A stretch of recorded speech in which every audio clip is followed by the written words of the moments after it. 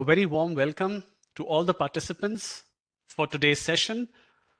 My name is Apurv Mahendru. I'm the Deputy Director of the DAAD, and it's my pleasure to welcome you here to this session, which is the second day, actually the second session of our series Web Talk Research Careers in Germany. We had a wonderful session yesterday that spoke about the big 4 public research organizations in Germany, and that's already set the tone, because now those who attended the session yesterday know where they can do their research if they wish to. But in the session that we are going to be doing now, so the next 1 hour, 1.5 hours, we will be focusing on something that is equally important and equally exciting. And that's about how to fund your research or your research stay in Germany. And for that, I'm joined here. I already see some of the webcams going on. I request all the panelists for today to please just shortly switch on the webcams so that I can introduce you quickly. And I'm introducing them in the order in which they will be speaking today, and the order is alphabetical, going by the institution that they represent. So starting with A from the Alexander from Humboldt, we have Ms. Diane Fischer, who's the Senior Program Coordinator, Sponsorship and Network Department at the Alexander from Humboldt. I'll give a few more details about her later when she starts her presentation. Welcome a lot, Diane. Glad to have you. The second speaker of the day will be from the DAAD, Ms. Anuroopa Dixit, my colleague who's sharing the office with me today. She's the Program Officer for Scholarships at the DAAD. Thank you, Anuroopa, for joining for this session. The third speaker will be from the Deutsche Forschungsgemeinschaft, the DFG, Dr. Franziska Langer, whom you see on screen waving at you. She is the Director International Affairs, Head of the DFG India office. So thank you so much for joining us, Franziska. And last but not least, we have with us from the Indo-German Science and Technology Center, Dr. Lalitha PV, who's the scientific officer, also joining. Thank you so much, Lalitha, for being with us here today.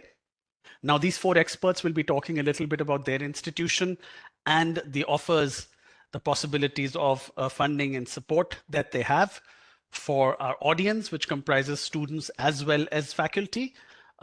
Which they will be each doing in quick succession in 10 to 15-minute presentations. At the end, once all the 4 experts have spoken, we will then have a Q&A session. And let's say, I guess probably for half an hour at least, but we'll keep taking as many questions as possible. This also means for those who have questions, you can keep typing your questions into the chat. I will keep collecting and towards the end, then I will pick out the questions, also ensuring that most of them, or what you say, I'll try to club the questions so that most of them can get answered towards the end. This was a short introduction to today's session. And now that we see I have a relatively large number of participants already joined us and others still joining, but we will begin now with the first session. And I will make you the host. Just 1 second. Diana, you will be the first one presenting. You are now the presenter and should be able to share your screen. Your 10-15 minutes start now. But before you start, of course, I have to now introduce you in a little more detail.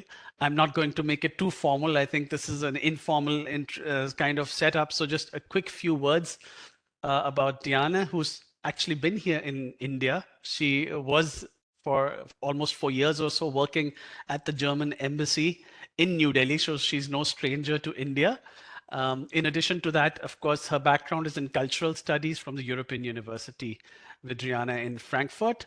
And as I said, she joined the Humboldt, Alexander from Humboldt, approximately 10 years back, if I'm not mistaken, and has since then been working on ensuring further academic mobility between India and Germany. So with these few words of introduction, Diana, you can share your screen. Thanks a lot, dear Apurv. I'm very happy to be here today. I try again to share my screen. Let me just see.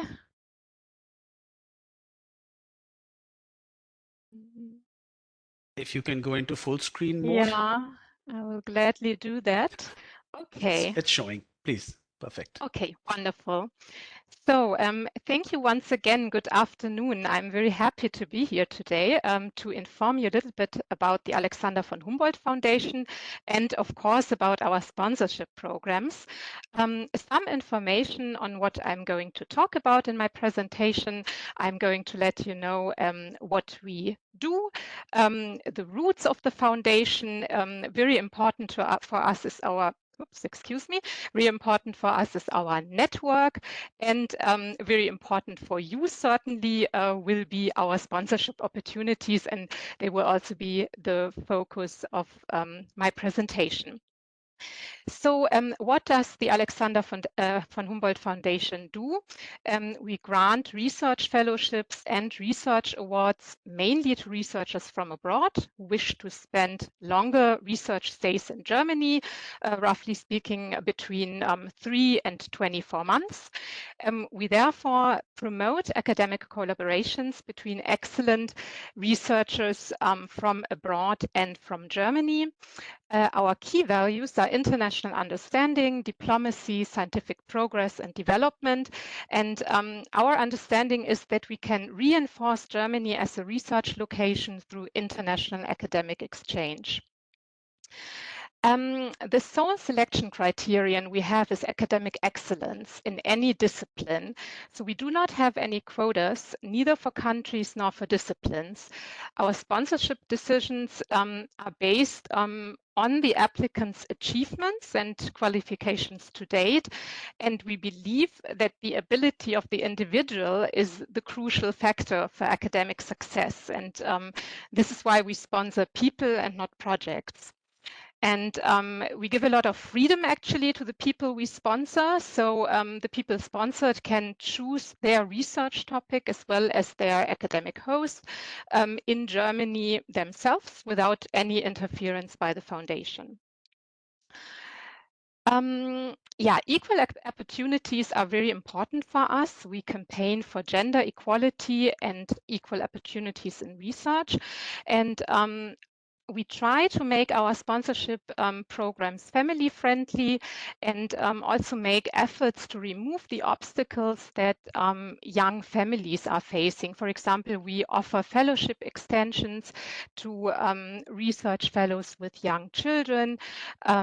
And we also give the opportunity to interrupt the fellowship if a child is born. And we also recognize periods of parental leave in our selection process.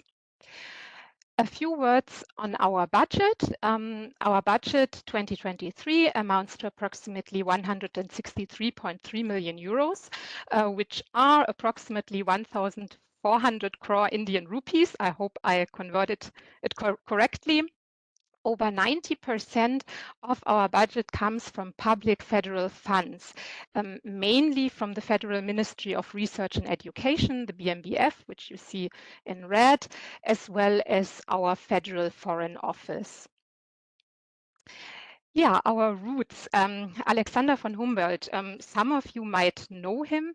He was really, a man with many talents. He was an explorer, a universal genius, a cosmopolitan.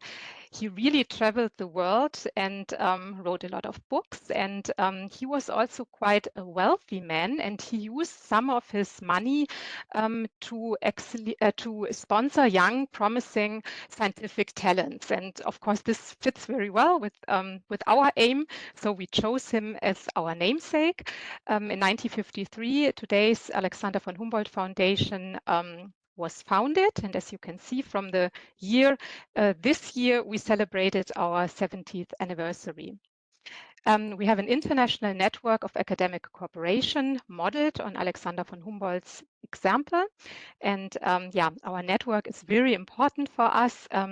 We have a network of more than 30,000 people worldwide. We actually call them Humboldtians, and we support them throughout their complete academic lifetime with our alumni sponsorship programs. And we always say once a Humboldtian, always a Humboldtian. Around half of the Humboldtians are actually based in Europe, as you see on the map. This is because this figure also includes the people who are currently sponsored in Germany.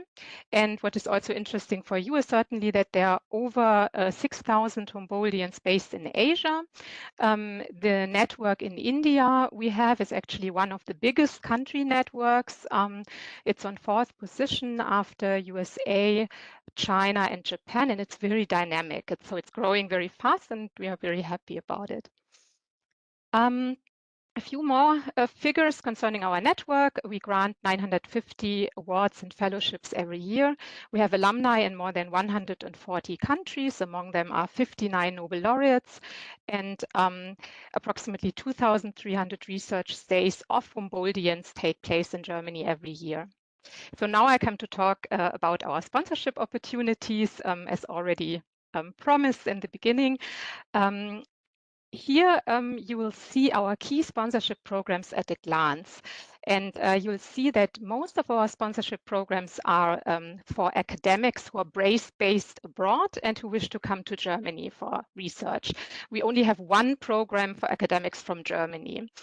So, and what you also see, well, first of all, I should probably say we have many more programs, not the ones just mentioned here.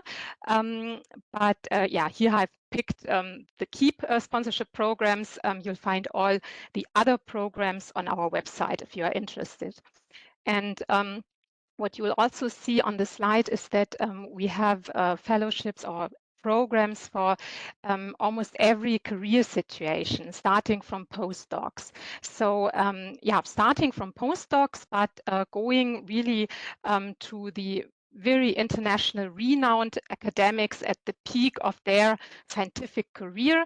These are our award programs. For example, the Alexander von Humboldt Professorship, which you see in last position in the second column, is Germany's most valuable research award. I will focus now on the postdoctoral fellowships, the Humboldt Research Fellowship and the Georg Forster Research Fellowship.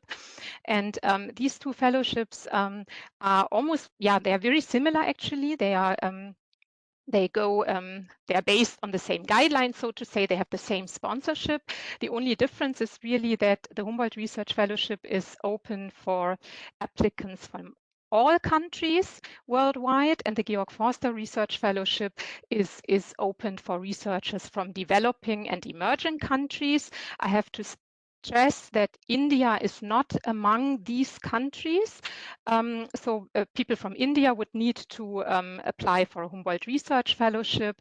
Otherwise, it depends a little bit on your research project. If it's more into basic research, you should more, the Humboldt Research Fellowship would be a little bit more suitable.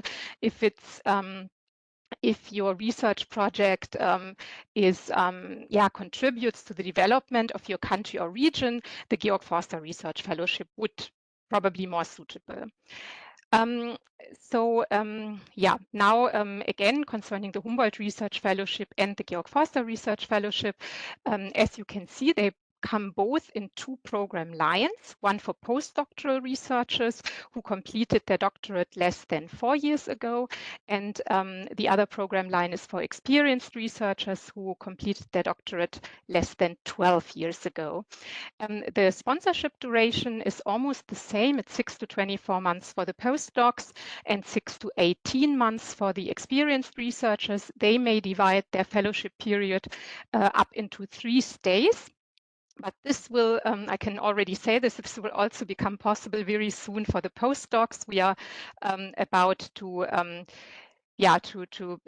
get our programs more flexible, but it's not yet in our guidelines. This is why it's not yet mentioned under the postdoctoral researchers. And you will also see the fellowship amount per month on this slide. There, I also can already share the happy news that there's going to be an increase very soon, which is mentioned in red. Again, it's not yet mentioned on our website and in our guidelines, but we expect the increase to come, latest by next year. So this is why I did not want to keep this information away from you. The application requirements. you will see on this slide here. I'm not going to read them all out to you. They are also quite similar. What you need to submit for both program lines, postdocs and experienced researchers, is an agreement by the academic host based in Germany and an independent research proposal. And what I would also like to stress is that you do not need to know German to be able to apply for a fellowship.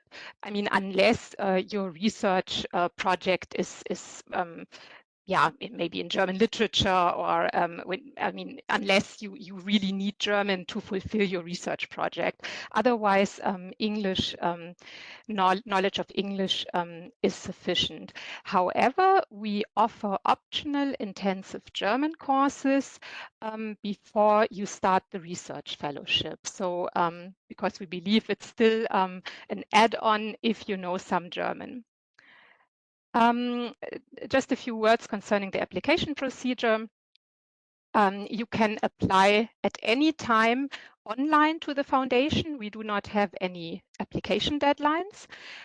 Your application will be assessed by an independent peer reviewer, or by independent peer reviewers, I would say. I need to say it's the plural. And the decision is taken by independent selection committees. The whole duration of the procedure takes approximately 4 to 7 months.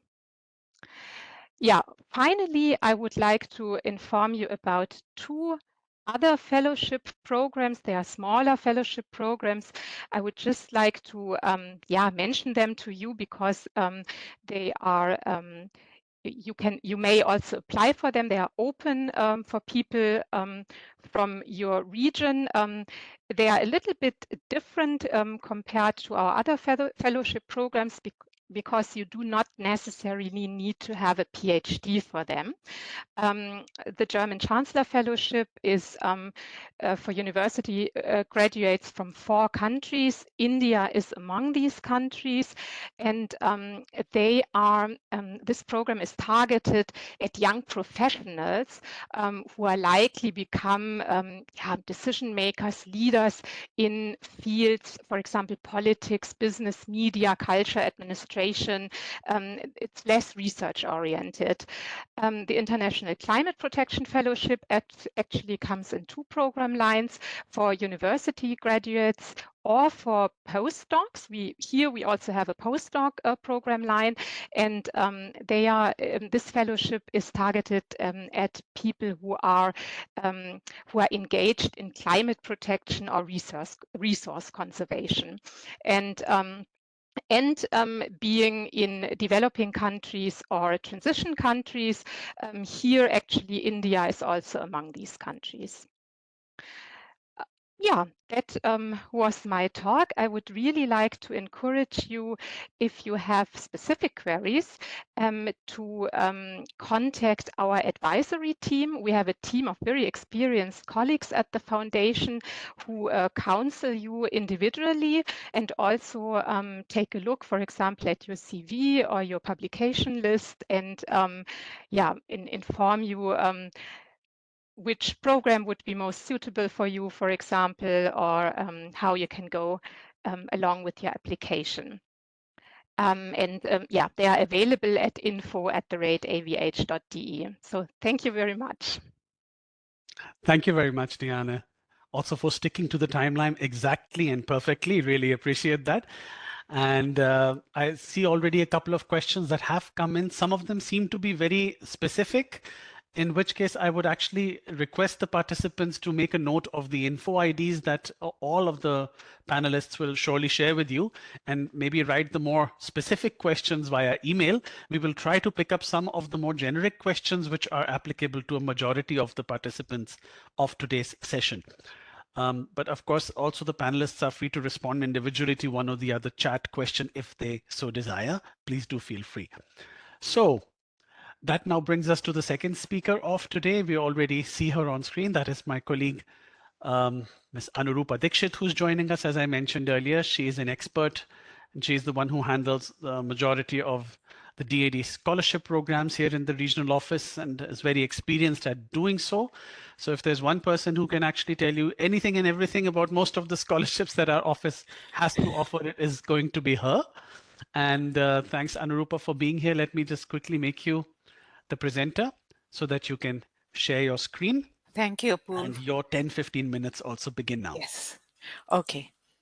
Um, yeah, All okay. right. Right. So, it's a short presentation.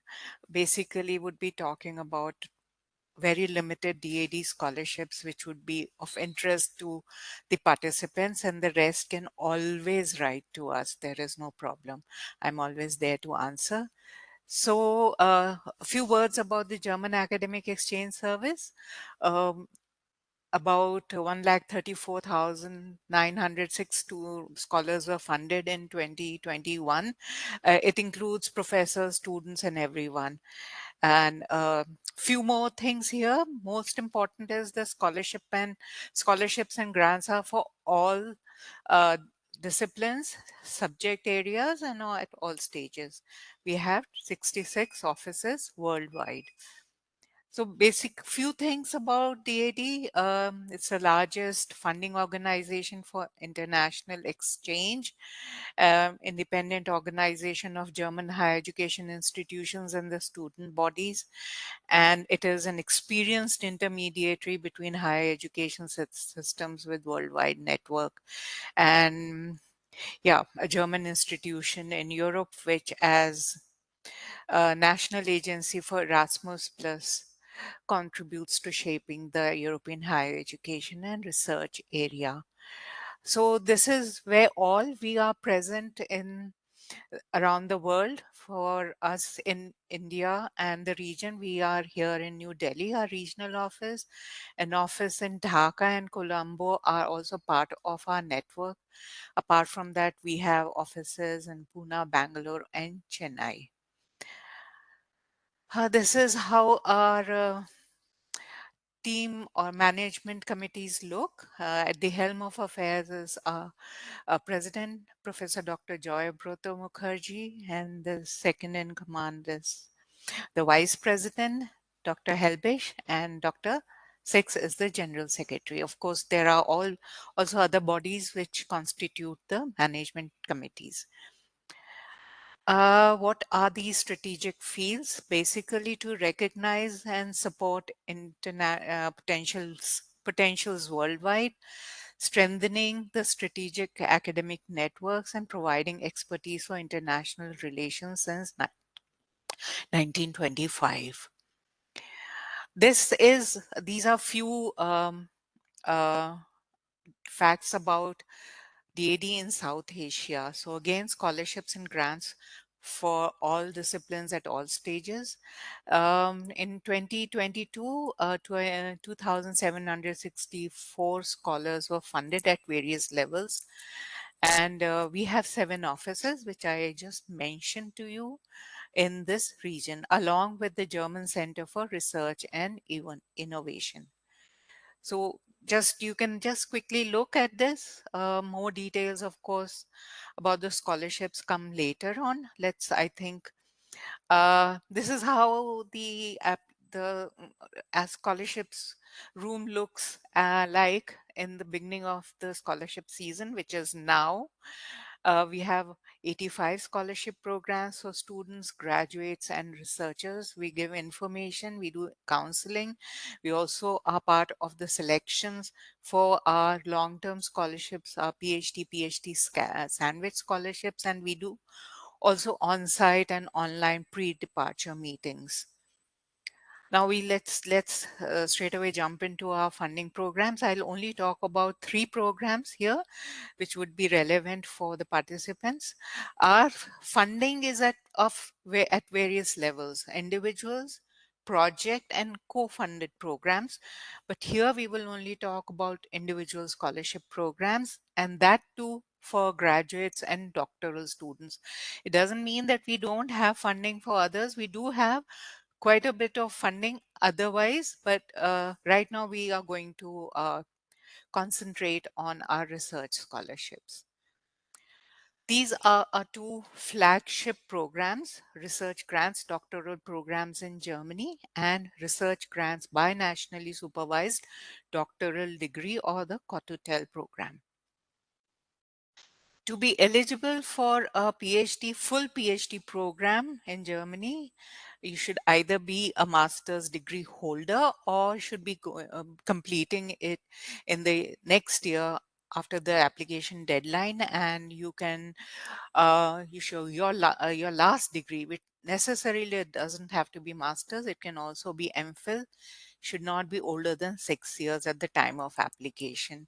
And you can do a full PhD program at any German university or non-university research institution, as examples are Max Planck, Helmholtz, Leibniz, and even Fraunhofer. Duration is up to 4 years. What do you get? You get monthly stipend of 1,200 euros. There is some discussion of increasing this stipend, but we don't have any conclusive information as of now. Travel lump sum to travel to Germany once when you start the PhD program and once to return, total of 1,050 euros. Apart from that, we also give health, accident, personal liability insurance, and a German language course, which starts before the beginning of the scholarship, which would be in, for example, now you apply on 20th of October 2023. Scholarship starts, if selected, from 1st of October 2024. Let's talk about another program that we have. This is for those people who have already started their PhDs here, so they should not think that we don't have anything for them. We have this. In brief, the scholar should be registered for a PhD in the home university. It could be in Nepal, Sri Lanka, Bangladesh, or Bhutan. Duration is up to 2 years. Value is same. Deadline is also same. What is important here is that PhD registration, formal PhD registration should not be older than 3 years. And this is a program which is a very good instrument to have bridges, academic bridges to be built, because your PhD is going to be jointly supervised by Indian and a German professor, and the possibility of Indian professor going to Germany and the German professor coming to India is also part of this. So duration is up to 2 years, but if someone wants to go for up to 7 months, not up to, minimum 7 months, can also apply. So the value is the same as for the PhD scholarship. Okay, now we come to another program, which is for those people who are full-time faculty at any institution, any university in India. You can be a faculty member at any Indian institution. You could be also working with the CSIR labs, and you can apply for a short-term stay, research stay, at any state or state-run recognized university or non-university research institution. Duration is from 1 to 3 months, and the stipend value is variable depending upon your um, rank or status in the university, if you're full professor or you are associate professor, etc.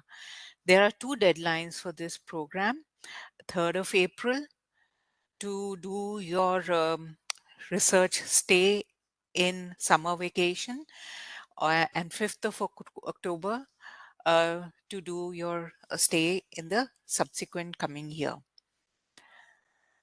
So eligibility: university academic, scientists with doctoral degrees. It's very important that you have completed your doctoral degree and you're employed at a university or research institution, and you can go anywhere in Germany. Important here is you get funding only once a year, 3 years. People who are also Humboldtians can apply, but again, the last award should not be less than 3 years. And of course, we do not do any funding for lecture tours or visits to congresses. It is possible that within this period you would visit more than one institution. That's also possible. In all these programs, you need a German mentor, a person who's ready to collaborate with you, who for PhD would guide you through your PhD, for sandwich model would uh, supervise your PhD, and for research stays, be part of the research project that you have. Okay, so here the amounts are again mentioned. Now our scholarship application procedure, it is also same for research stays. It is through our portal, there wherein you have to put in you have to register and start the application. I will give the link to our website and our scholarship database in the chat in few minutes. And these are our contact details. Myself, Anuroopa Dixit. My email ID is there. For general information, one can write to info.newdelhi@daad.de. And of course, our website has a lot of information. A lot of your queries can be answered there. Our events are mentioned there, and there are other details which you could use. Now I end with this, and if anyone has some questions, they can start posting them in the sorry. Very correct. Very correct. People have already started Oh, posting quite a few nice. of the questions. Hi, So maybe you're nice. seeing them now. We will address these questions, as I Yes, said, later on once the remaining presentations are over. yes. So thank you so much, Anuroopa. Really You're, appreciate this presentation. you're welcome. And we move on now to the third presentation for the day, as I said, by the Deutsche Forschungsgemeinschaft, the DFG. You already see on screen Franziska, Dr. Franziska Langer. Now, her background is that of neuroscience, and she completed her PhD from the University of Tübingen in the field of neuroscience. After that, she has been very devout to the Deutsche Forschungsgemeinschaft, the DFG, and has been working with them ever since in different positions and different locations. And she likes the word new, I think, because she spent quite some time in New York, and now she's associated with New Delhi. And that, in a nutshell, I think, is what the background of Franziska is. As I mentioned earlier, she's the Director of International Affairs and heads the DFG office of the New Delhi remotely as well. And with this brief presentation, it's over to you, Franziska. I'll make you the presenter now. Thank you very much, Apu, for the nice introduction. And yes, new is always good. It's at least my motto for the world. True. Just see if you can share the Yes, screen. I Does it can work share now? now. Thank you very much for giving me the rights to that. And then now you should be able to also see my presentation. Give me All good. just We're some good to go. feedback if that is working. Absolutely. We're good to go, Perfect. Franziska. Okay, perfect. Thank you very much. Yeah, so thank you very much for giving me the chance to present also the German Research Foundation here. And basically, as all the other speakers have done, so I will give a short intro into the DFG, into the Research Foundation, what we're doing, where we are located in the whole research landscape in Germany, and then also what we can offer you and how that relates on where you are in your research career and how you can basically move forward with your ideas on how to either get a collaboration with Germany or to come to Germany to spend some time in our research landscape. So first to basically set us into the landscape, and most of you or some of you might have joined yesterday's presentation where you have been introduced to the research institutions, so the Helmholtz, Leibniz and Fraunhofer, and of course Max Planck, which as part of our research performing landscape with the universities are basically doing the research. So there you would find hosts, you would find research ideas, PIs to contact, but then as Apoorv already mentioned, funding is needed for all of that. So on the other side, you would find the main research funding system or organizations, and it's stated in the headline, it's a simplified version. There's more smaller institutions, but here just for an overview, I think that is enough for you to show you the diversity of all of our funders and to set us as a DFG into perspective. So DAD has already presenting options, and mainly as a really, again, simplified version, they are invested into mobility, Alexander from Humboldt, as presented, mainly invested into people, and here's the big difference, we are mainly invested into projects. So we are also looking, of course, into the person, and we also want people to move across borders, or at the same time, our main review criteria is the project. So all of our programs are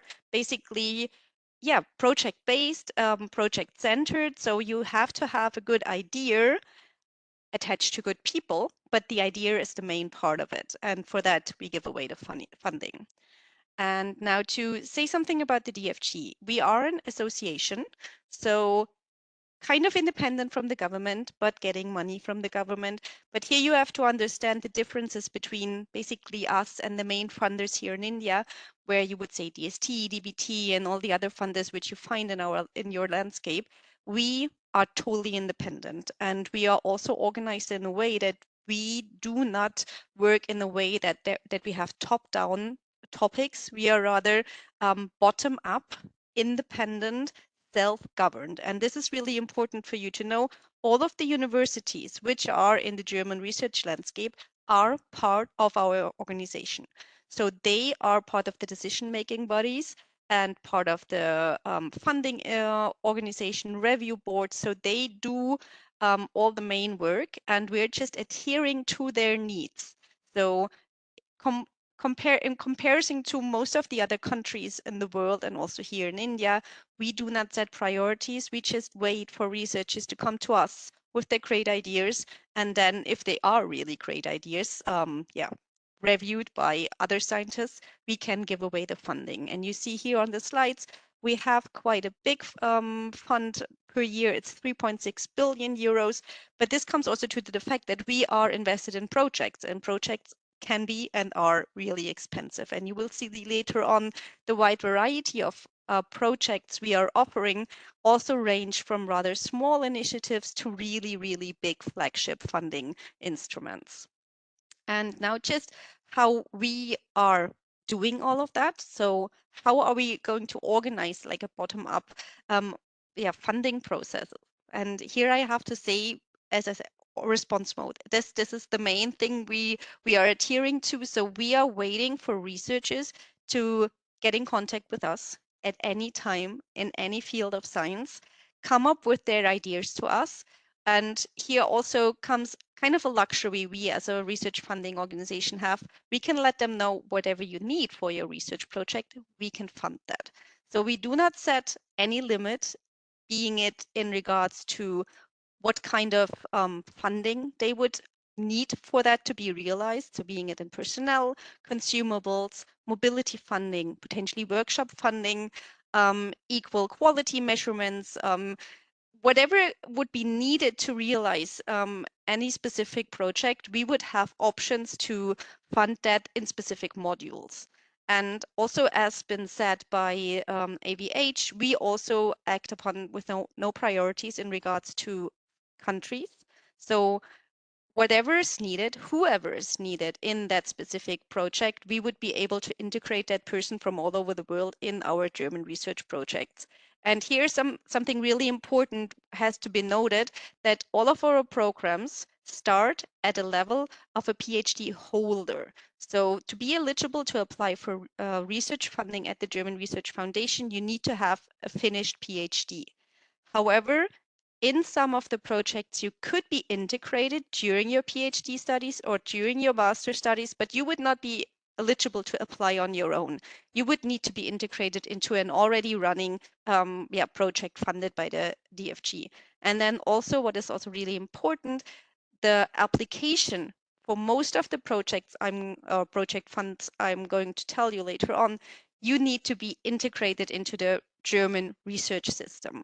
So you could be, as being an Indian national or being or currently located in India, be associated to that, but you need to find a host in Germany prior to that, and he or she would then apply for DFG funding, where your research position or your stay in Germany would be funded through.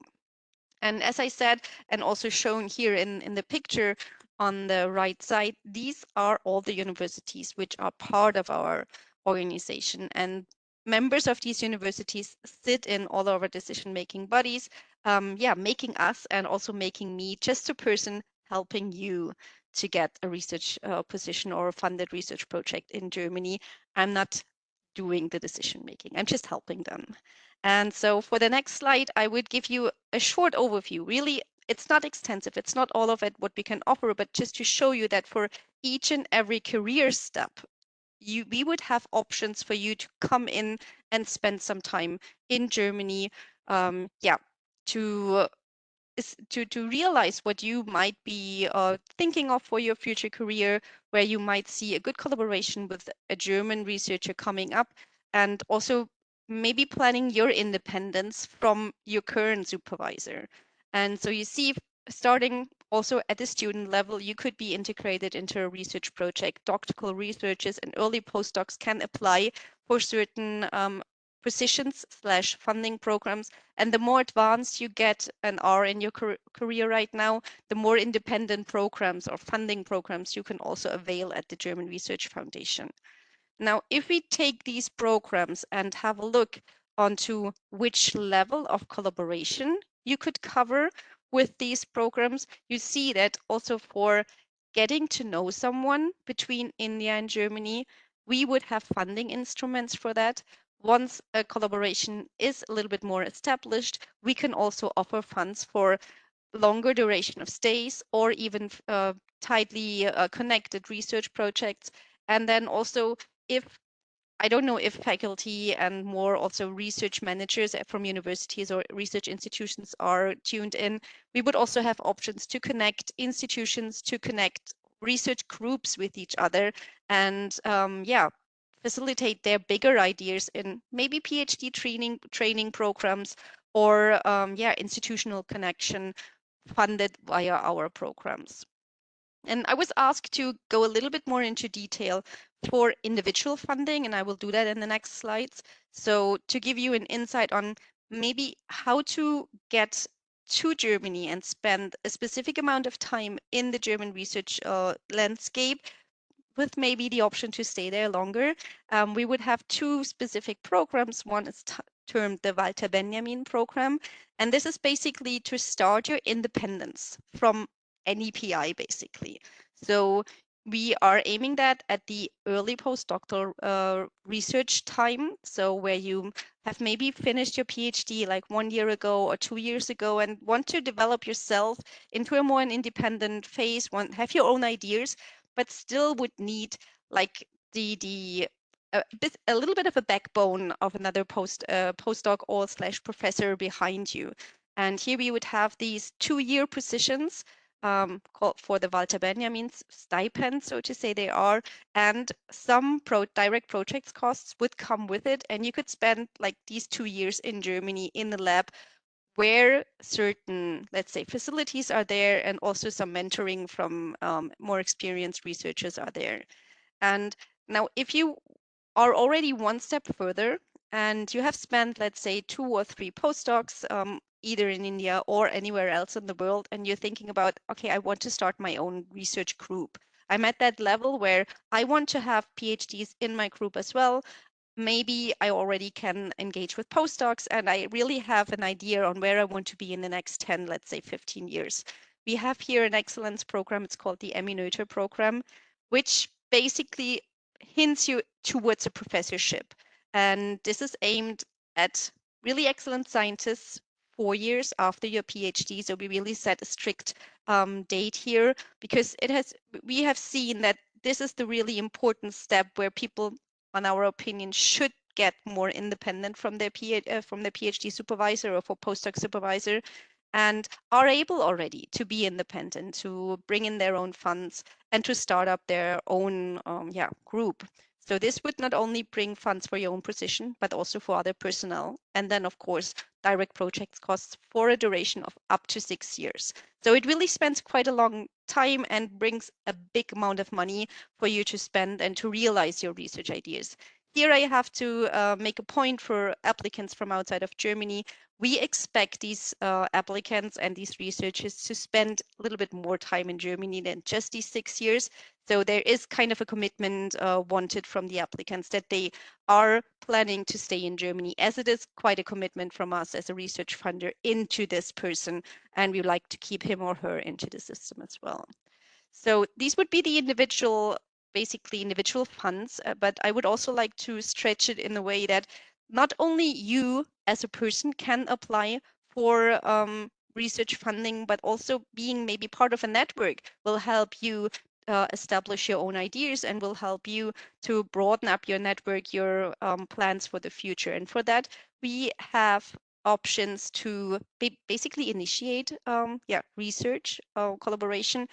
Here, the German partner would need to be your direct contact, and he or she would need to apply for these two options, which would either be the initiation grant or the scientific networks, where the idea is people come together regularly, get to know each other, and plan their future projects. So it's funding from either a year or up to 3 years, and it will cost guest visits, trips abroad, or certain meetings which are needed to plan the future collaboration.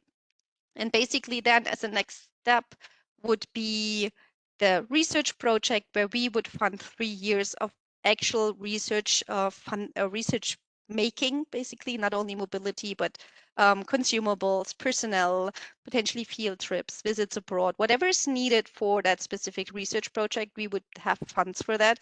And just on the side, I included some examples on how we are doing that internationally. So here again, the German would be the host, would be the initiator of it, and would need to apply at our organization. But we try to bring in funders from abroad to co-fund this specific research project so that both partners could apply and start at the same time. And here's an example where we have been working with the DST. We have also been working with the DBT, with the ICMR here in India, and we are planning to start that again. Please get in contact with us if you would be interested in something like that. If you already potentially have a collaborator in Germany, let them know that these options are there and that we, as I said, bottom up, we would need their input, that there's an interest for joint research projects so we can get into discussions with the partner agencies, because this is not something which can be done, let's say, within a month. It's tedious planning about a joint research call which needs to take place, and therefore we need your input, whether you want that and in which fields of science you want that. So please reach out to your German collaboration partners, identify German collaboration partners, and then let us know on what you need.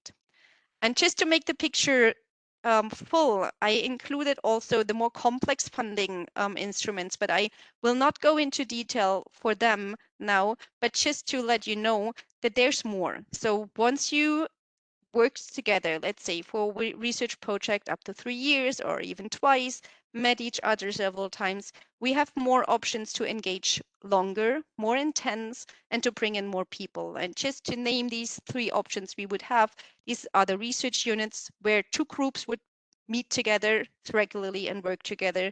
We have an initiative called International Research Training Groups, where the PIs not only do research together, but also bring in PhD students, and part of their curricula is integrated into these research training groups, and they have to spend time abroad.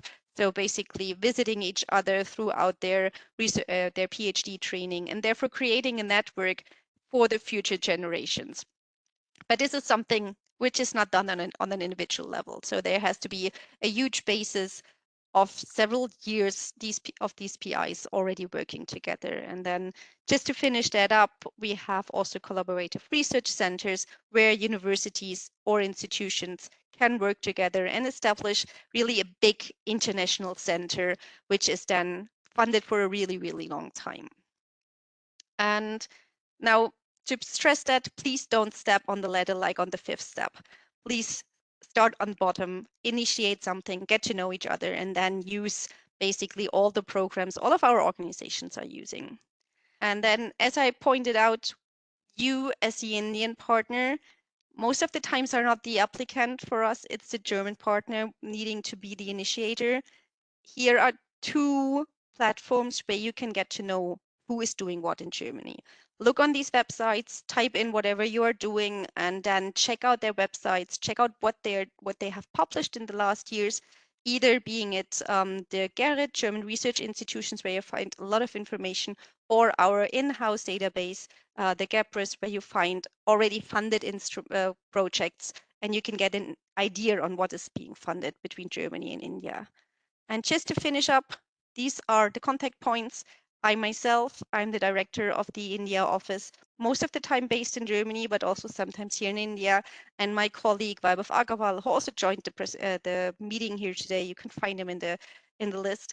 He will be your contact point here in India. Feel free to reach out to us, ask us questions. We will not be able to give you the perfect collaboration partner, but once you have found him or her, let us know, and then we'll take up this endeavor together. Thank you very much. Thank you very much, Franziska. It was a pleasure listening to what you were sharing about the DFG, especially the way you split it up into people, mobility, and projects. I think it makes it so much more easier for everyone to understand how this rather complex German higher education research system is made up. Thank you so much. Thanks. So now we move on to the last speaker. That is Dr. Lalitha. Welcome again. Now, a brief introduction about Dr. Lalitha PV, of course. And I think also I mentioned earlier that here the speakers are actually speaking in alphabetical order of their institution. But interestingly, this has also resulted in the fact that the initial three presentations we had were from German institutions. And the last talk that we're having is from an Indo-German institution per se, because Dr. Lalitha represents the Indo-German Science and Technology Center, which has jointly been set up by India and Germany. So it is through the government of India, or rather through the Department of Science and Technology of the government of India on the Indian side, and the BMBF, Bundesministerium für Bildung und Forschung, on the German side. Therefore, it's interesting to also hear what she has to say, because she comes with a rich background in science administration and in research. So she's had more than 16 years of post-PhD experience in various fields after completing her PhD from the IIT in Madras. And she has collaborated globally with numerous universities and numerous partners, got a number of grants to her as well. And now, as I said, represents this very important entity that she'll be able to speak more about. So I hand over the stage now to Dr. Lalitha. Lalitha, would you also please switch on your camera? I think it is, yeah, now I see you. Okay. Right. Can you, I am not seeing it as a presentation mode. I see it in the presentation mode. I think all the participants are also able to see it properly. Okay. So no problem. Okay, so You can proceed. So thank you, Apurv, for the introduction and giving me this opportunity to present IGSTC before IGSTC today. I'll just briefly go through what is IGSTC and what we offer. My name is Lalitha. I am the Chief Scientific Officer at this center. Indo-German S&T Center was established in 2010 as a joint initiative of the Government of India and Government of Germany. The purpose was to facilitate and promote these countries. The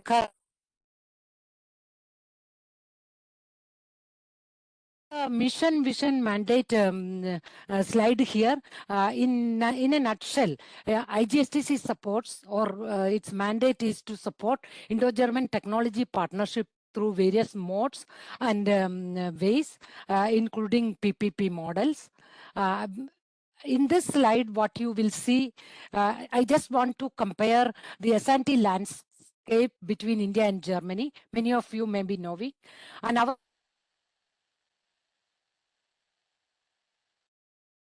working in India and those working in Lalitha, I'm not sure how it is for the Or- others. Yes. I'm sorry to interrupt, Yes. but your voice is breaking for me at least. Can somebody indicate in the chat if the voice is breaking for you also? No? I have not Yes, it is seen. breaking. A couple of people are saying so. Could I request you maybe to switch off your webcam? Maybe that All right, helps with all the right, bandwidth. all right. Yeah. Just a minute. Yes, please. And sorry to interrupt, but I think there are quite a few No who have the problem. same issue. They could not hear you very clearly because of some bandwidth issues. Let me just. Yeah, the video, there's a button below, start video, stop video. If you just click on that, it should I am hopefully in work. fact not seeing that. Okay, since you're sharing your screen possibly. Yes, yes. One second, maybe I can try. I'm not sure if I can manage that on my end. No, I cannot switch off your video, I think. Yes. Let me. I think I managed it. I managed it, Lalitha. Okay, Now okay, your video is okay, off. Okay.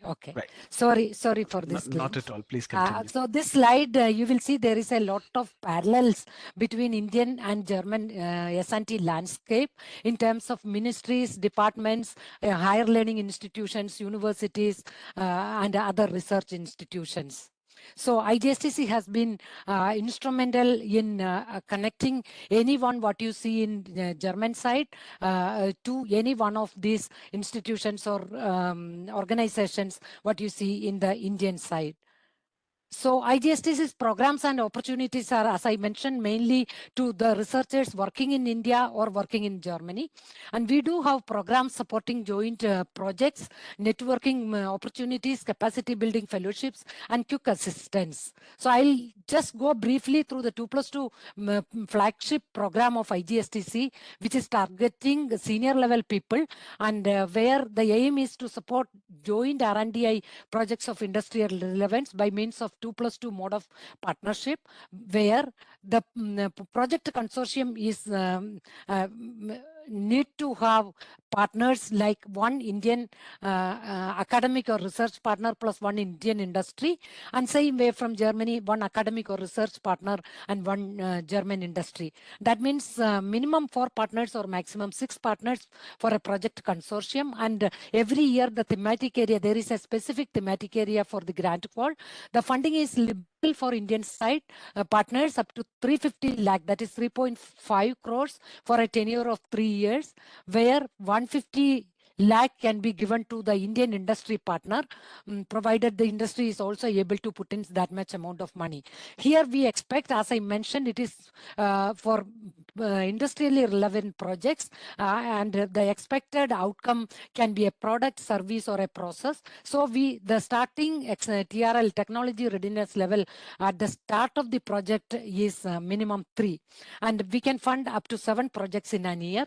And most successful project 2+2 projects get an extended tenure of up to 2 more years, but this is not automatic. It is through a stringent evaluation where the purpose is to take the technology closer to commercialization. Here again, at the start of phase 2, we term it as the extension period. The project TRL should be minimum 5, and at the end of the phase 2, it reaches up to 6 or 7. The funding is again for this extended 2-year period, 230 lakh rupees for Indian partners. I'm sorry, Lalitha, Yes. can I interrupt you? There are some Yes, people also asking, the slides don't seem to be changing. And we are still looking at the initial slide, not the one that you seem to be talking about right now. You were talking about 2+2 projects, but the slide that we see is still the initial one. Now I see the slide. Can you see this? Yes. No, now this is what I was talking about. Okay, now this is visible. Earlier, for some reason, it wasn't. Okay, I'm sorry. There is some issue. Bandwidth issue, I understand. But thank you. Now it's fine. Please continue. Yes, this is the phase 2, again targeting senior level people. And the second important program for IGSTC is bilateral Indo-German workshops. Here the purpose is to create platform for substantive interaction between researchers, academicians, and industry people. And what we offer is for a small participation of up to 30 people, researchers, industry participants together for a 2 to 3 day event. The complete expenditure, approximately 30,000 euro when the event is in Germany, or when the event is in India, up to 25 lakh rupees. And what we want is a coordinator from India and coordinator from Germany. Both of them together submit a proposal for a 2 to 3 day event. And the cost includes everything, including international domestic travel, plus accommodation costs, organization and logistic expenses. Our only 2+2 program is subject topic relevant, topic specific. The bilateral workshop can be submitted on any areas relevant to our Department of Science and Technology and BMBF Germany. So applications are accepted throughout the year, but with a cutoff date 31st January and 31st July for IGSTC's feasibility of evaluation, and roughly we support 12 Indo-German workshops per year. I hope it is visible.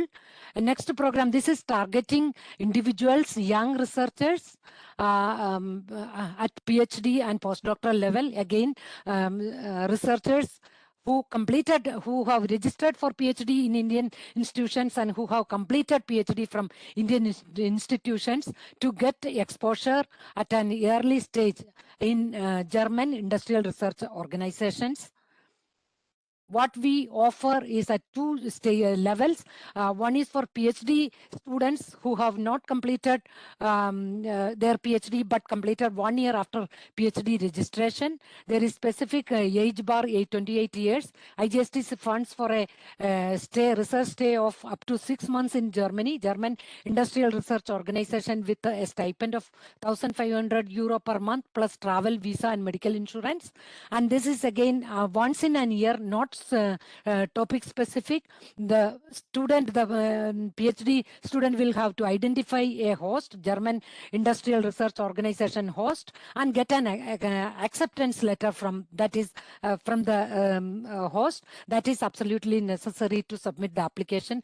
This year's 2023 year call is over, concluded, and this industrial fellowship calls are once in a year, and 10 PhD awards are made every year.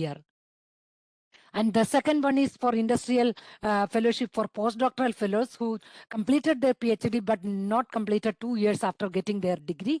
Age bar 35 years and up to 12 months fellowship IGSTC provides for their research stay in an industrial research organization in Germany. Again, the postdoctoral fellow will have to identify and get consent from a German industrial research organization host. The stipend is 2,500 euro per month plus travel, visa and medical insurance. Once in a year call, the recent call concluded, and you can expect the next call to launch to appear during February, and the window will be open February 1st to March 31st every year, and 10 postdoctoral fellowships are awarded. And this program we started 3 years back, and the third call just concluded and awards are made. And from the 3 calls, we could support 60 industrial fellows altogether, and who are working at various industrial research industries or industrial research organizations in Germany. And yet another program targeting women researchers from India and Germany. We designed again recent program, just 2 years completed, women involvement in science, engineering and research, WISER, and we can fund 10 awards to Indian women researchers to go to German host institution, and 10 awards to German researchers, women researchers to come to Indian host institutions. This provides a facility to women researchers for lateral entry to participate in an ongoing projects, and through this program a capacity building measures will be done, and we hope women researchers who could not go for longer stay or longer year stay in German institution will get this opportunity of staying there 1 month, up to 1 month consecutively for 3 years. And these funds are not too high funding, but up to 39 lakhs for the Indian awardee for a 3-year tenure, and which includes 1 month stay for the awardee in German institution per year. So a German awardee who finds a Indian host institution gets 48,000 euro for 3 years, and this includes 1 month stay in for the German awardee, a 1 month stay in Indian research institution, host institution. Here again there is no age bar, and it is wholly to support in Indian and German women researchers. Applications are received throughout the year, but there is a limitation of 10 awards for Indian and 10 awards for German. Unfortunately, we do not see too much inflow from Germany to India, and we hope this kind of platforms will give more information to women researchers in Germany to take up this opportunity also, and to explore our Indian research landscape and spend some time in Indian institutions also. Yet another program, yes, we always see that whenever there is an exchange program.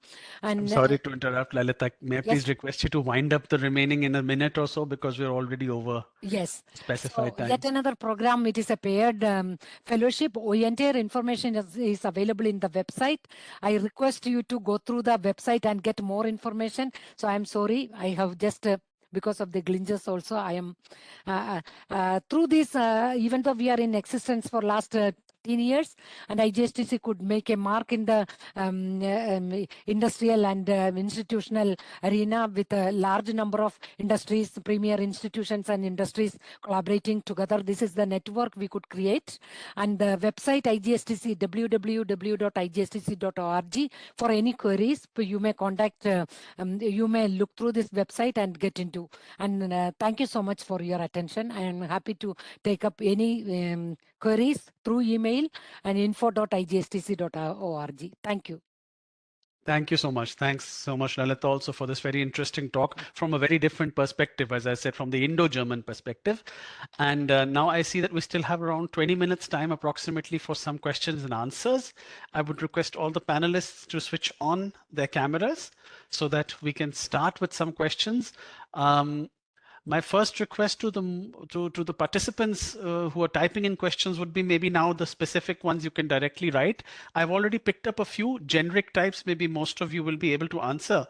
So since we were just talking of the IGSTC, the question was also what is the best way to approach a host, especially for an industrial postdoc or something of that effect. Would you have some tips, Lalitha, for the person asking how to contact a German host, especially for the industrial postdocs?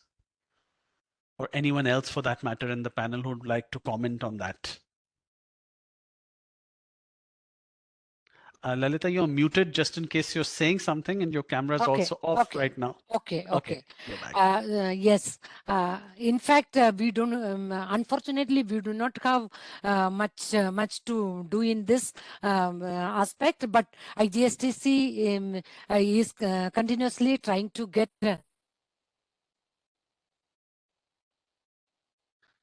Okay, I think that's industrial organizations, and you will, if you visit website, you will see some information. Few industries already agreed to put their information in the website, and you can also look through IGSTC's 2+2 project partners, where you will see industry contact details. Until now, we supported 54 2+2 projects. That means 54 industrial research organizations contact will be available there. Other than that, you'll have to just search through or using the net surf. right. Great. Appreciate that answer. Thank you so much. Now, one general question which applies to all. There were 1 or 2 queries saying about what is the scope for humanities and social science, because a lot of the talk that we generally see happening on these platforms tends to focus on the STEM subjects. So people from humanities and social science backgrounds, are the offers you talked about open for them also? Anybody who would like to start here? Franziska, please. Yeah, sure. Yes, a big yes, an underlined yes, and a really get in contact with us, yes.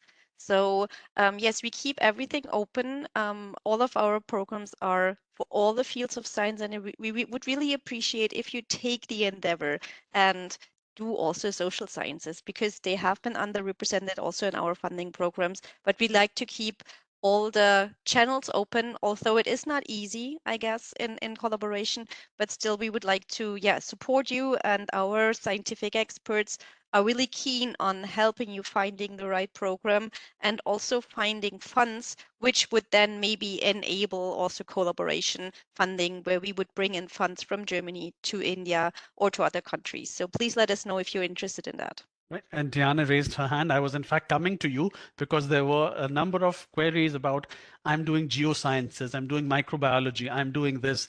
So maybe if you could also respond to all of that. Are you subject specific or are you open to all? We are open to all, and I would really like to underline the things Franziska said. We also very much welcome applications from the social sciences and from the humanities. They are also underrepresented among our among our Asian network in general. So we would really appreciate if we get more applications from these disciplines as well. But as I said, we are really open to all disciplines. So everybody is welcome to apply regardless of their discipline. What is the DAAD stand, Anuroopa, on this? Same as the others, our scholarships are open to all subject areas, and we really appreciate if more and more social scientists want to apply to us.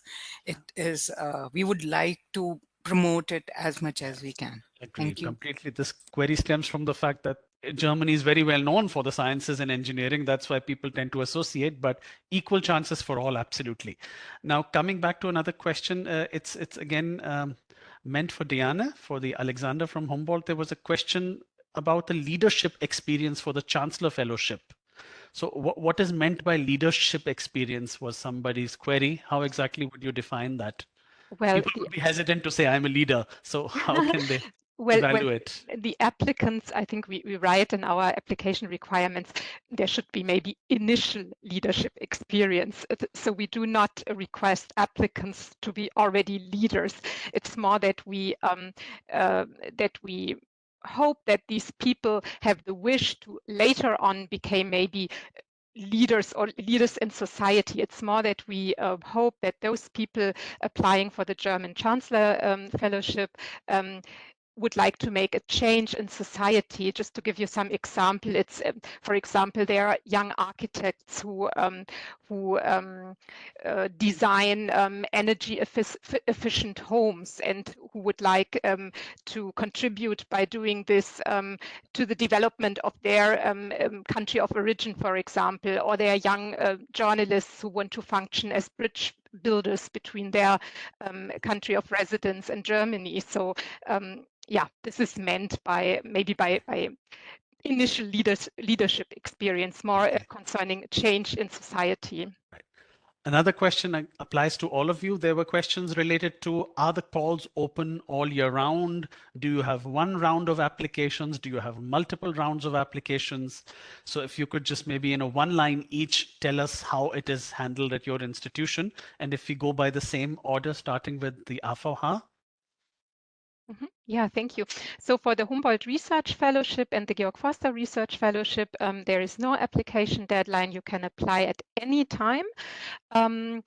And only for the German Chancellor Fellowship and the International Climate Protection Fellowship, we actually have deadlines once a year, because for these two smaller fellowship programs, you really come for a period of fixed 12 months to Germany for a certain, starting at a certain date. So yeah, for these smaller programs, we do have Thank you, Diana. Moving on to the DAAD, same question. We have deadlines specific to the programs. For PhD, for example, the deadline is 20th of October, and we only announce it once a year. Okay, thank you, Anuroopa. The DFG? Have hardly any deadline, so you can apply at any time throughout the year with a small but. If we would have an international call, let's say with DST or ICMR, usually there we have to have a deadline because the partner needs it, and we basically accustomed to that. All right, but all of the other programs not. Get it. Thank you so much for answering. What the IGSTC, Lalitha? Yes, we do have deadlines for all the programs except for the women-centric Weiser program. Okay, great. Another question multiple times, which is applicable to all. What is the importance of research publications? Some people have them, some might not, some may be regional publications, some may be international. So now in the reverse order, if I may say, Lalitha, what importance does the IGSTC accord to publications that people bring along? Yes, that is also considered as an important credential when you evaluate credential, but that is not absolutely necessary. For example, for industrial fellowship, PhD industrial fellowship program, they may not have any publication because they would have just started PhD. But there are 2+. Okay, our screen seems to be frozen, but I got the hang of what you were saying. Thank you so much, Lalitha.